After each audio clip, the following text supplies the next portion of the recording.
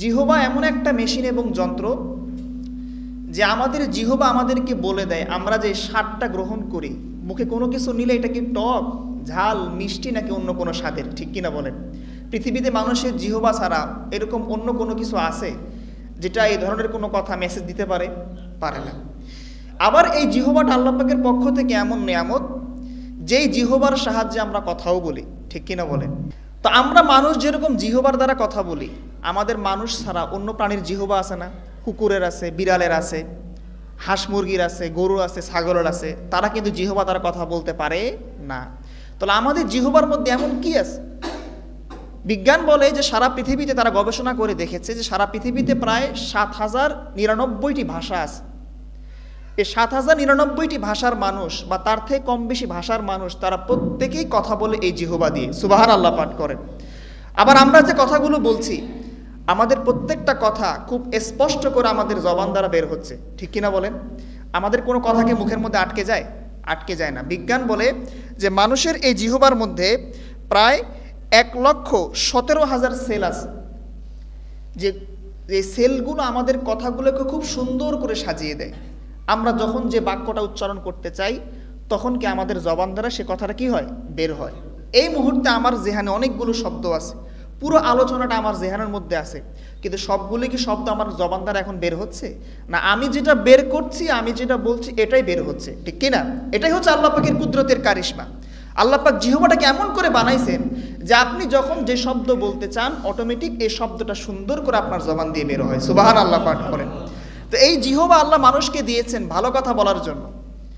এখন আপনি যদি জিহবা দ্বারা মানুষের গীবত করেন, শেকায়েত করেন, গালিগালাজ করেন, তাহলে কি আপনার দ্বারা ভালো আমল প্রকাশ পায় না। সুতরাং জিহবা আল্লাহ দিয়েছেন ভালো কথা বলার জন্য, এবং এই জিহবার কারণে, এই মুখের কারণেই কাল কিয়ামতের দিন অধিকাংশ মানুষ জাহান্নামে যাবে। হাদিস শরীফে আসছে, নবীজিকে জিজ্ঞাসা করা হয়েছে, সুইলা আন আকসারি মা ইউদখিলান নাসা আন-নার। নবীজিকে বলা হলো, ইয়া রাসূলুল্লাহ, কাল কিয়ামতের দিন মানুষ কোন জিনিসের কারণে বেশি বেশি জাহান্নামে যাবে? নবীজি বলেছেন, আল ফামু ওয়াল ফারাজ। একটা হচ্ছে বান্দার মুখ, আর একটা হচ্ছে বান্দার লজ্জাস্থান। নাউজুবিল্লাহ পাঠ করেন। এই জন্য প্রিয় ভাইরা আমার মনোযোগ দিয়ে শুনবেন, আল্লাহর হাবিব সাল্লাল্লাহু আলাইহি ওয়াসাল্লাম বলেন, মান ইয়াদমান লি মা বাইনা লিহিয়াইহি ওয়া মা বাইনা রিজলাইহি আদমান লাহুল জান্নাহ।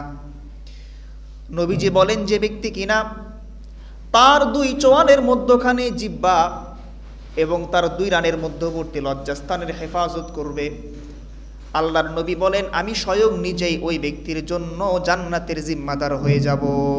সুবহানাল্লাহ। আমার জবানকে আল্লাহ পাক রব্বুল আলামিন দিয়েছেন, জবান দ্বারা কোনো অনর্থক কথাবার্তা বলা যাবে না, মানুষের গীবত এবং শেকায়েত করা যাবে না, মানুষকে গালিগালাজ করা যাবে না। পৃথিবীতে আমরা প্রত্যেকটা মানুষ সফল হতে চাই, আর সফল হওয়ার জন্য কত মনীষীদের বই আমরা স্টাডি করি, কত রকম টিপসকে আমরা ফলো করি, কিন্তু স্বয়ং আমার আল্লাহ পাক রব্বুল আলামিন পবিত্র কোরআন সূরাতুল মুমিনুনের মধ্যে সফলকাম ব্যক্তিদের গুণ বর্ণনা করেছেন।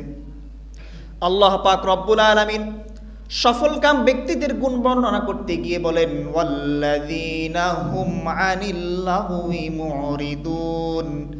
সফল কাম হলো ওই সমস্ত মানুষ যারা কিনা অনার্থক কাজ থেকে নিজের জবানকে হেফাজত করে।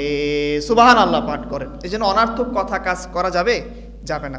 প্রিয় ভাইরা আমার, এই জন্য বলি যে প্রত্যেকটা কথা আপনি যে বলছেন, আপনার প্রত্যেকটা কথা কিন্তু আল্লাহ পাকের পক্ষ থেকে রেকর্ড করা হচ্ছে, ঠিক কিনা? আল্লাহ বলেছেন, ইদিয়া তালাক্কাল মুতালাক্কিয়ানি আনিল ইয়ামিনি ওয়া আনিশ শিমালি কঈদ মা ইয়ালফিযু মিন কাউলিন ইল্লা লাদাইহি রাকীবুন আতীদ। আল্লাহ পাক রব্বুল আলামিন প্রত্যেকটা মানুষের দুই কাঁধে আল্লাহ পাক ফেরেশতাকে নিযুক্ত করে রেখেছেন। ফেরেশতারা এখানে বসে আছে, আপনার প্রত্যেকটা কথা যেটা আপনার জবান দ্বারা বের হচ্ছে অটোমেটিক ফেরেশতারা ওই কথাকে রেকর্ড করে নিচ্ছে। সুবহানাল্লাহ পাঠ করেন। এজন্য আল্লাহ পাক আমাদের কথা বলার যে জিহবা দিয়েছেন, বাকশক্তি দিয়েছেন, আল্লাহ আমাদের সকলকে ভালো কথা বলার তৌফিক দান করুন। সকলে বলছি আল্লাহুম্মা আমিন।